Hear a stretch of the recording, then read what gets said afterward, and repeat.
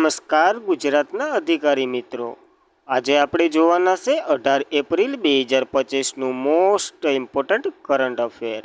તે પહેલાં ખાસ કરીને ચેનલ ઉપર નવા હોય તો ચેનલને સબસ્ક્રાઈબ કરી લેવી, વિડીયો પસંદ આવે લાઈક કરવો અને તમારા મિત્રો સુધી શેર પણ કરી દેવો।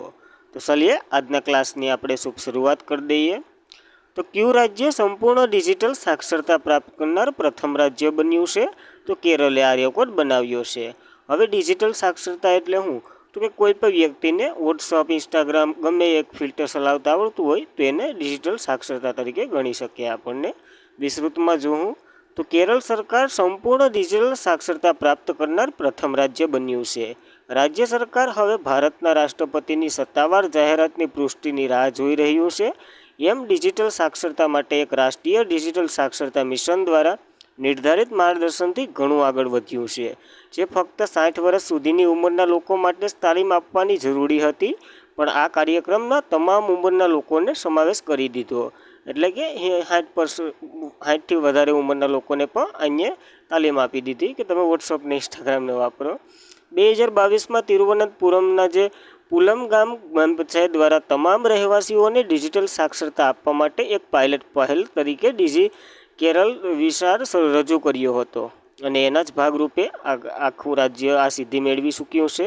આ પહેલ હેઠળ તાલીમને અને તેમના મોટાભાગના પ્રથમ ડિજિટલ સાધનનો ઉપયોગ કરી રહ્યા હતા, જે સ્માર્ટફોનનો ઉપયોગ કરી voice call, video call, WhatsApp ઉપયોગ વગેરે સરકારની સેવાઓનો ઉપયોગ કરવાનું અને ઇન્ટરનેટ બેન્કિંગ, લોકપ્રિય સોશિયલ મીડિયા પ્લેટફોર્મ વગેરેનો ઉપયોગ કરવાનું શીખવી રહ્યા છે, અને આમાં શીખી પણ ગયા છે।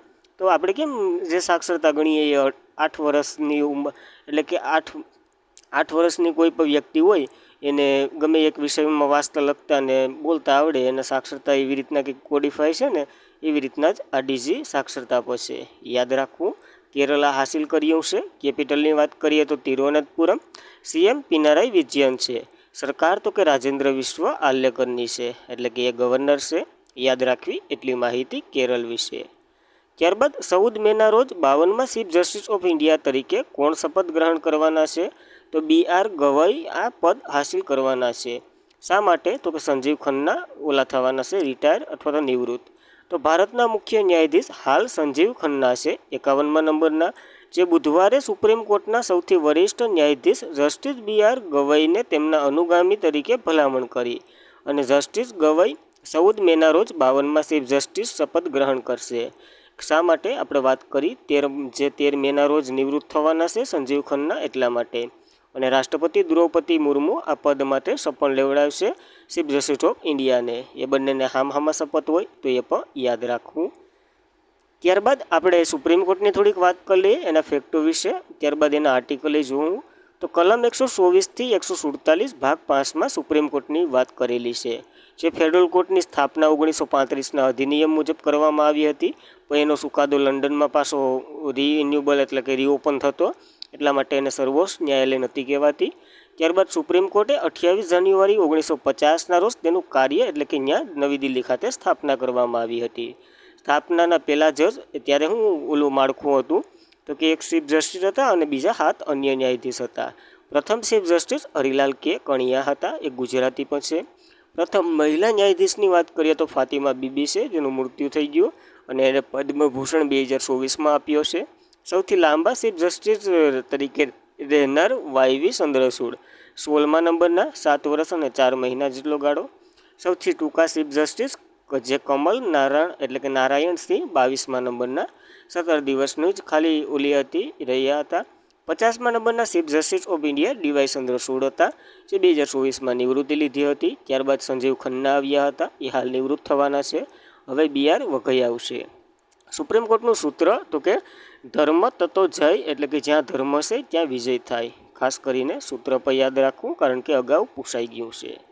આર્ટિકલની વાત કરીએ તો આર્ટિકલ 124 જે સર્વોચ્ચ ન્યાયાલયની સ્થાપના અને એની રચનાની વાત કરે છે, એ અને B બંને રદ થઈ ગયા। આર્ટિકલ C પર રદ થઈ ગયો। જે આર્ટિકલ 125ની વાત કરીએ તો ન્યાયાધીશનો પગાર વગેરેની વાત છે। આર્ટિકલ 124ની વાત કરીએ તો કામચલાઉ મુખ્ય ન્યાયાધીશની નિવૃત્તિની વાત છે। આર્ટિકલ 127 એડહોક ન્યાયાધીશ, એટલે કે જે સંખ્યા ઘટતી હોય એના માટે બોલાવેલા ન્યાયાધીશ। અનુચ્છેદ 128 તો કે સર્વોચ્ચ ન્યાયાલયની બેઠકોમાં નિવૃત્ત ન્યાયાધીશોની હાજરીની વાત છે. અનુચ્છેદ 129માં સર્વોચ્ચ ન્યાયાલયના રેકોર્ડ જે ન્યાયાલય નજીરી અદાલત રહેશે.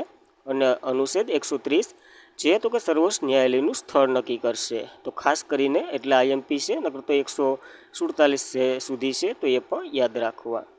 ત્યારબાદ ક્યાં 6ઠી ભારતીય ઉઝબેકિસ્તાન સંયુક્ત લશ્કરી કવાયત ડસ્ટલિંગ એટલે કે 6ઠી આવૃત્તિ છે એ ક્યાં શરૂ થઈ? તો કે પુણે, જે મહારાષ્ટ્રમાં આવેલું છે ને, ત્યાં શરૂ થઈ. તો ભારત અને ઉઝબેકિસ્તાનની સંયુક્ત લશ્કરી કવાયત ડસ્કલિંગ 6ઠી આવૃત્તિ આજે મહારાષ્ટ્રના પુણેમાં નોંધાઈ. તે ખાતે ફોર્નેલ ટ્રેનિંગ નોડ શરૂ થયું અને 60 જવાનો ધરાવતી ભારતની ટુકડી પ્રતિનિધિત્વ JAR રેજિમેન્ટ બટાલિયન અને ભારતની વાયુસેના આમાં ભાગ લઈ રહી છે. 16થી 28 એપ્રિલ 2025 દરમિયાન આ યોજાવાની છે પુણે ખાતે. જે પહેલી વહેલી તો કે 2019માં ઉઝબેકિસ્તાનમાં યોજાઈ હતી. ત્યાર પછી તો કે એક ભારતમાં યોજાઈ, એક ઉઝબેકિસ્તાનમાં, એમ વારાફરતી યોજે છે. ઉઝબેકિસ્તાનની વાત કરીએ તો મધ્ય એશિયાનો એક દેશ છે, તમે મેપમાં જોઈ શકતા હશો. કેપિટલ તાસ્કંદ છે. ચલણ તો કે સોમ છે અને પ્રમુખ તો કે શવકતર મિર્ઝોવોવ છે. તો ખાસ કરીને એટલું ઉઝબેકિસ્તાન વિશે યાદ રાખવું, એશિયાનો એક દેશ છે. ત્યારબાદ પ્રથમ મહિલા અવકાશ પ્રવાસી રોકેટ ટૂંક ઉડાન પછી પાછું સફળતાપૂર્વક પૃથ્વી પર પરત આવી ગયું. એનું નામ જણાવો? તો બ્લુ ઓરિજિનિંગ આનું નામ છે. આમાં જે આ બધી 6 મહિલાઓ હતા તો જોઈએ એના વિશે. તો US ગાયક ગીતકાર છે કેટી પેરી સહિત એટલે કે ટોટલ 7 વ્યક્તિ હતા, એ બધી મહિલાઓ હતી. એક જૂથ આજે બ્લુ ઓરિજિનિંગથી રોકેટ પર પૃથ્વીની વાતાવરણ ઉપરથી સીમાની ઉડાન ભરી અને ટૂંક સમય ઉડાન ભરી અને પછી પાછું સફળતાપૂર્વક પરત થઈ ગયું. અને એમેઝોનના સ્થાપક જેફ બ્રોઝેન્સની માલિકીની અવકાશની કંપની બ્લુ ઓરિજિનને ભારતની સમય મુજબ જે 7 વાગ્યે પશ્ચિમ ટેક્સાસની ન્યૂ શેપેટ એટલે 11મી માનવ ઉડાન અહીંયા ભરી હતી. અને NS-31 અવકાશથી આને લોન્ચ કરવામાં આવ્યું હતું આ મિશન બ્લુને. જ્યારે આને પહેલાંની એક વાત કરીએ તો 1963માં એક રશિયાની અવકાશ યાત્રી હતા ને, વેલેન્સ્ટીના તેરેકોવનની, જેની ઇતિહાસ એકલ ઉડાન પછી પૃથ્વીને જે પ્રથમ સંપૂર્ણપણે મહિલા પ્રવાસનું અવકાશયાન આ હતું. જ્યારે આ રશિયાના વ્યક્તિએ જે મહિલા હતા એને પ્રવાસ કર્યો હતો ને, એ દરમિયાન એના પહેલાં પુરુષ પણ હતા. આ તો સંપૂર્ણ મહિલા માલિકીનું હતું, એટલા માટે પાપાકની પરીઓ ઉડી ગયું, એ પણ યાદ રાખવું. ત્યારબાદ નીતિ આયોગ દ્વારા ભારતના વિશ્વના કેટલામાં સૌથી મોટો ઓટોમોબાઈલ ઉત્પાદક દેશ બન્યો છે? તો ચોથો ઓટોમોબાઈલ ઉત્પાદક દેશ બન્યો છે. હવે ઓટોમોબાઈલ એટલે તો ખબર ને, જે ઓટોમેટિક હાલે એવો મોબાઈલ. કોમેન્ટ કરી દઉં. નીતિ આયોગ ઓટોમેટ્રિક ઇન્ડસ્ટ્રી એટલે કે પાવર ઇન્ઝાઇટ participate in global value chain, જે આ ઇન્ડેક્સનું નામ છે. એ રિપોર્ટ અનુસાર ભારત, ચીન, US એટલે કે અમેરિકા, જાપાન પછી ચોથું સૌથી મોટું ઓટોમોબાઈલ ઉત્પાદક છે. ઓટોમોબાઈલ એટલે જે કારના બધી ઉત્પાદનો થાય ને એ બધી ઓટોમોબાઈલમાં ગણવામાં આવે. નીતિ આયોગના રિપોર્ટ નવી દિલ્હીમાં જે નીતિ આયોગના ઉપાધ્યક્ષ છે ને સુમન કે બેરી, એના દ્વારા બહાર પાડવામાં આવ્યો હતો હમણાં જ, જે આપણે ભણીએ. અને આ 2023નો અહેવાલ છે. ચીન તો કે ઓટોમોબાઈલમાં સૌથી વધારે ઉત્પાદક કરતો દેશ છે. ત્યારબાદ 10 મિલિયનથી વધુ ઓટોમોબાઈલ ઉત્પાદન સાથે US બીજા ક્રમે છે. ત્રીજા ક્રમે જાપાન છે. ત્યારબાદ ભારત આવે છે. નીતિ આયોગની વાત કરીએ, એના દ્વારા રિપોર્ટ બહાર પાડવામાં આવ્યો છે. તો ભારત સરકાર દ્વારા કેબિનેટ ઠરાવ દ્વારા national institution for transforming India એટલે કે નીતિ આયોગની સ્થાપના કરવામાં આવી હતી. ક્યારે? તો કે 1 જાન્યુઆરી 2015ના રોજ. એ પહેલાં આયોજન પણ હતું, એને રદ કરીને નીતિ આયોગ બનાવ્યું હતું. આમાં અધ્યક્ષ તો કે પ્રધાનમંત્રી પોતે હોય છે, હાલ નરેન્દ્ર મોદી છે. વાઇસ ચેરમેન સુમન કે બેરી અને CEO તો કે BVR સુબ્રમણ્યમ છે, જેનો કાર્યકાળ 1 વર્ષ માટે વધારી દીધો છે. યાદ રાખવી. ત્યારબાદ તો ચોથા ઇન્ડિયા જસ્ટિસ રિપોર્ટ અનુસાર કયું રાજ્ય સર્વાંગી ઇન્ડેક્સમાં ટોચ ઉપર છે? તો કર્ણાટક પહેલા નંબર ઉપર છે. 4 સ્તંભ આધારિત આ રેકોર્ડ એટલે કે રિપોર્ટ બહાર પાડવામાં આવે છે. તો મંગળવારે જાહેર થયેલ ચોથા ઇન્ડિયા જસ્ટિસ રિપોર્ટ અનુસાર પોલીસિંગ, ન્યાય વિતરણ, જેલ વ્યવસ્થાની વાત કરવામાં આવે તો દક્ષિણ ભારતના રાજ્યો શ્રેષ્ઠ પ્રદર્શન કરી રહ્યા છે ઉત્તર ભારતના રાજ્યોની કમ્પેરિઝનમાં. તો કર્ણાટક ઇન્ડિયન જસ્ટિસ રિપોર્ટ 2025માં પોતાનું ટોચનું સ્થાન જાળવી રાખ્યું છે. ગયા વર્ષે જે ક્રમ મેળવ્યો હતો તે જાળવી રાખ્યો. અને પોલીસિંગ, ન્યાયતંત્ર, જેલ, કાનૂની સહાય તેમની ક્ષમતા આધારિત એટલે કે ઇન્ડિયન જસ્ટિસ રિપોર્ટ રાજ્યોના ક્રમો આપવામાં આવે છે આ 4 સ્તંભના આધારે. ગયા વર્ષે 5મા ક્રમે આવ્યા બાદ આંધ્રપ્રદેશ આ વખતે બીજા ક્રમે છે. 2019માં 11મા ક્રમે આવ્યા તેલંગાણા આ વખતે ત્રીજા ક્રમે છે. પહેલા નંબર ઉપર કર્ણાટક, બીજા નંબર ઉપર આંધ્રપ્રદેશ અને ત્રીજા નંબર ઉપર તેલંગાણા. આવી રીતના ક્રમો છે. જો મોટા રાજ્યની વાત કરીએ તો પહેલા નંબર ઉપર કર્ણાટક, નાના રાજ્યમાં પહેલા નંબર ઉપર સિક્કિમ છે. બીજું અને ત્રીજું તમારી રીતના વાંચી લેવું. જ્યારે સ્તંભોની આધારિત વાત કરીએ તો પોલીસમાં પહેલા નંબર ઉપર કર્ણાટક છે, ન્યાયતંત્રમાં એ કર્ણાટક જ છે, જેલ વ્યવસ્થામાં તો કે સિક્કિમ છે, અને કાનૂની સહાયમાં તમિલનાડુ પહેલા નંબર ઉપર છે. ગુજરાત તો કે ગુજરાત આ વખતે બહુ પાછળ ખસી ગયું. એક સમયે ન્યાયતંત્રમાં ટોચના 4 રાજ્યોમાં સ્થાન મેળવતું ગુજરાત ઇન્ડિયન જસ્ટિસ રિપોર્ટ રેન્કિંગમાં 11મા ક્રમે છે આ વખતે. તો બહુ ખરાબ પ્રદર્શન કહેવાય, પાછળ હાવ વહી ગયું. અને ટાટા ટ્રસ્ટના નેજા હેઠળ શરૂ કરાયેલા ઇન્ડિયા જસ્ટિસ રિપોર્ટ 2019માં તેમણે પહેલો રિપોર્ટ બહાર પાડ્યો હતો. ત્યારથી પાડે છે. જે મજા આવે તો એ પણ યાદ રાખવું આના વિશે. ત્યારબાદ ઇક્વાડોરના રાષ્ટ્રપતિ તરીકે ફરી કોણ ચૂંટાયા છે? તો કે ડેનિયલ નોબોઆ ચૂંટાયા છે આ પદ માટે પાછા. તો ઇક્વાડોરના જે રાષ્ટ્રીયની ચૂંટણી બીજા રાઉન્ડમાં મધ્ય જમણેરી રાષ્ટ્રીય ડેનિયલ જે નોબોઆએ છે ને એ જીત મેળવી, જેમનો અર્થ એ થાય કે તે હવે 4 વર્ષના સંપૂર્ણ કાર્યકાળ માટે આ પદ ઉપર રહેશે. યાદ રાખવી એટલી ઇક્વાડોરની માહિતી. ઇક્વાડોર તો કે સાઉથ અમેરિકન કન્ટ્રી છે એક, જેનું કેપિટલ ક્વિટો છે. ચલણ તો કે US ડોલર છે. અને પ્રમુખ આ બન્યા ડેનિયલ નોબોઆ. તો ખાસ કરીને એટલી માહિતી યાદ રાખવી ઇક્વાડોર વિશે. ત્યારબાદ આર્બન ડેરમાં તીરંદાજી વર્લ્ડ કપ 2025 સ્ટેજ 1માં ભારતના કેટલું સ્થાન મેળવ્યું છે? તો ભારતે 4થું સ્થાન મેળવ્યું છે 6 મેડલ સાથે.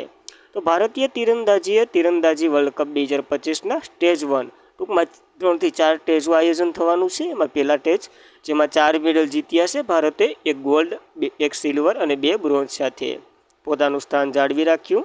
જે મેડલ ટેબલમાં તો કે મેક્સિકો, ચીન, અમેરિકા અને ત્યારબાદ ભારતનું સ્થાન આવે. 2025માં તીરંદાજી વર્લ્ડ કપની પ્રથમ તબક્કો 8 થી 13 એપ્રિલ 2025 દરમિયાન યુનાઇટેડ સ્ટેટ્સના એક શહેરમાં યોજાયું હતું. ફ્લોરિડા એની એક શહેર ઓર્બનડેલમાં યોજાયું હતું. તો ખાસ આ પણ યાદ રાખવું. જ્યારે આપણે વાત કરીએ મુજબ કમ્પાઉન્ડર મિક્સિંગ ટીમ સ્પર્ધા ભારતની એકમાત્ર ગોલ્ડ મેડલ ઋષભ યાદવ અને જ્યોતિ સુરેખાએ મેળવ્યો છે. આમાં ટૂંકમાં ટીમ પાડી અને રમ્યા હતા, એટલે આ 2-3 નામ આવશે. સિલ્વરની વાત કરીએ તો ધીરજ બોદે, તરુણી રાય અને અંતુલ દાસ. જ્યારે ધીરજ બોમ્બેદેએ બ્રોન્ઝ મેડલ પણ મેળવ્યો છે. તો આ બધા જ 6 મેડલના નામ યાદ રાખવા. કઈ રમત સાથે સંકળાયેલા છે તો ખાસ કરીને. જ્યારે વિશ્વ તીરંદાજીની વાત કરીએ તો 1931માં આની રચના થઈ હતી. મુખ્ય મથક લોસેન ખાતે છે, લોસેન સ્વિટ્ઝરલેન્ડમાં. તો યાદ રાખવી એટલી માહિતી તીરંદાજી વિશે. ત્યારબાદ તાજેતરમાં જ રેસલિંગ ફેડરેશન એથ્લેટ કમિશનના અધ્યક્ષ તરીકે કોની નિમણૂક કરવામાં આવી છે? તો ઇમેજ જોઈને તમે સમજી જ ગયા છે. મીરાબાઈ સાનુની નિમણૂક કરવામાં આવી છે આ પદ માટે. તો ટોક્યો ઓલિમ્પિકના વિજેતા અને ઓલિમ્પિક મેડલ વિજેતા મીરાબાઈ સાનુ જે ભારતીય વેઇટલિફ્ટર ફેડરેશન એથ્લેટ કમિશનના અધ્યક્ષ તરીકે સર્વાનુમતે ચૂંટવામાં આવ્યા છે. મંગળવારે આ નિર્ણયની પુષ્ટિ કરવામાં આવી હતી. તો યાદ રાખવું. અને મણિપુરના જે રહેવાસી છે, વેઇટલિફ્ટર સાથે સંકળાયેલા છે. 49 કિલોગ્રામની કેટેગરીમાં 2020 સુધી સિલ્વર મેડલમાં હતા. ત્યારબાદ તો કે 2018માં ગોલ્ડ કોસ્ટ જીત્યો હતો. 2022 બર્મિંગહામમાં કોમનવેલ્થ ગેમમાં ગોલ્ડ મેડલ જીત્યો હતો. યાદ રાખવું. જ્યારે ઓલિમ્પિકમાં ગોલ્ડ મેડલ અથવા તો ખાલી મેડલ જીતનાર પ્રથમ ભારતીય મહિલા કર્ણમ મલ્લેશ્વરી છે, જે 2000માં સિડની ઓલિમ્પિકમાં બ્રોન્ઝ મેડલ જીત્યો હતો. તો પહેલાં અને જે છેલ્લા ગોલ્ડ મેડલવાળા બંને યાદ રાખવા આપણને. ત્યારબાદ તો કે ઓલ ઇન્ડિયા સિનિયર મેન્સ જે રાષ્ટ્રીય ચેમ્પિયનશિપ ક્યુ રાજ્ય પ્રથમ નંબર ઉપર છે? તો પંજાબ પ્રથમ નંબર ઉપર છે. આ હોકીની ગેમ છે એમાં. તો કે ઓકે ઇન્ડિયા સિનિયર મેન્સ રાષ્ટ્રીય ચેમ્પિયનશિપ જેની 15મી આવૃત્તિ 4 થી 15 એપ્રિલ 2025 દરમિયાન ક્યાં? તો કે યુપીના ઝાંસી શહેરમાં યોજાઈ હતી, મેજર ધ્યાનચંદ હોકી સ્ટેડિયમ ખાતે. રાજ્યની વાત કરીએ તો મધ્યપ્રદેશ 4-1થી હરાવી અને પંજાબને 15મી hockey India senior men's national championship તરીકે જીતી, એટલે કે તાજ પહેરાવ્યું છે. તો પહેલા નંબર ઉપર પંજાબ છે, બીજા નંબર ઉપર મધ્યપ્રદેશ છે. ખાને ખાલે 2 પદ યાદ રાખવા. ઉત્તર પ્રદેશ ત્રીજા નંબર ઉપર છે, જે મણિપુરને હરાવ્યું હતું. પ્રથમ આવૃત્તિ 2011માં ભોપાળમાં મધ્યપ્રદેશમાં જ યોજાઈ હતી, જેમાં હરિયાણા જીત્યું હતું. આ 15મી હોકી ઇન્ડિયા સિનિયર મેન્સની વાત કરીએ તો વુમેન્સની પણ વાત કરી લઈએ. જે તો કે પંચકુલા હરિયાણા ખાતે યોજાઈ હતી. આ વખતની જ જીત્યું તો કે ઝારખંડ અને હાર્યું તો હરિયાણા હાર્યું હતું. તો ખાસ કરીને આ માહિતી પણ યાદ રાખવી. મેન્સ વુમેન્સ બંને જોઈ ગયા આપણે. અને આજના માટે એટલું જ હતું. ખાસ કરીને મિત્રો, વિડીયોમાંથી 1 સેકન્ડ પણ તમને ઇમ્પોર્ટન્ટ લાગતી હોય તો તમે લાઇક કરી શકો, શેર કરી શકો અને ચેનલને સબસ્ક્રાઈબ તો કરી જ નાખવાની હોય. Thank you for watching this video. જય હિન્દ, જય ભારત.